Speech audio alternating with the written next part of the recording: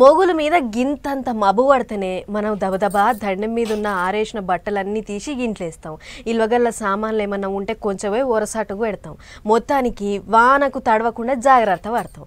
గిట్ల ఓ ఇంట్లుండే మనమే వాన వస్తుందని గీతీల సొయ్యి మీద ఉంటాం. ఆ సొంటిది ఓ పెద్ద గోదామును నడిపించేటోళ్ళు ఇంకెంత జాగ్రత్తగా ఉండాలి ఏం కథ. కానీ ఏమవుతుందిలే అని లైట్ తీసుకుంటే కోట్ల రూపాయల మాల్ నీలపాలైంది. చూడుర్రి. నీళ్ళకెంచి కార్ రువ్వడి మీద పోతుంది కదా, ఇది చూసి గిదేదో వాన పడితే వచ్చిన వరద అనుకోకుర్రి. గిది చక్కెర పాకం. ఆవు వరదకు చక్కెర బస్తాలు కారంగా పారిన వరద పాకం. ఇక అసలు ముచ్చట్లకు పోతే హర్యానా రాష్ట్రంలో జోరు వాన జంపుడు జంపిందట. దీంతోని యమునా నగర్లో ఉన్న గీ చక్కెర గోదాములకు వరద చేరి చక్కెర బస్తాలన్నీ తడిసి పాకం బారింది. పెద్ద ముచ్చట ఏంటిదంటే ఇది ఆసియాలోనే అతిపెద్ద చక్కెర గోదామట.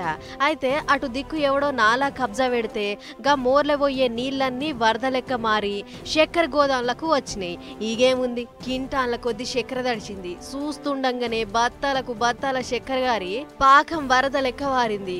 గోదాం మొత్తం 97 కోట్ల రూపాయల ఇలువైన చక్కెర బస్తాలుంటే అండ్ల వరద దెబ్బకు 50 నుంచి 60 కోట్ల రూపాయల చక్కెర నీలపాలైందట. దీంతోని అధికారులు తలకాయలు పట్టుకుర్రు. ఏ బస్తా కదిలిచ్చినా చక్కెర అంతా కరిగిపోయి ఉత్త ఖాళీ సంచులే అవపడుతున్నాయట.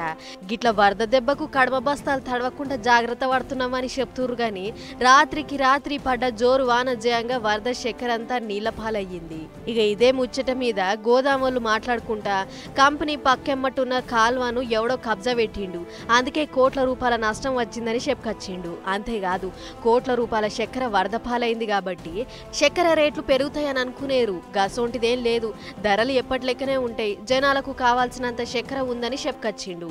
ఏదేమైనా పేరు గొప్ప ఊరు దిబ్బ అన్నట్లు పేరుకేమో ఆసియాలనే పెద్ద గోదాము, కానీ ఒక్క వరదకే కోట్ల రూపాయల తుటిపడ్డది.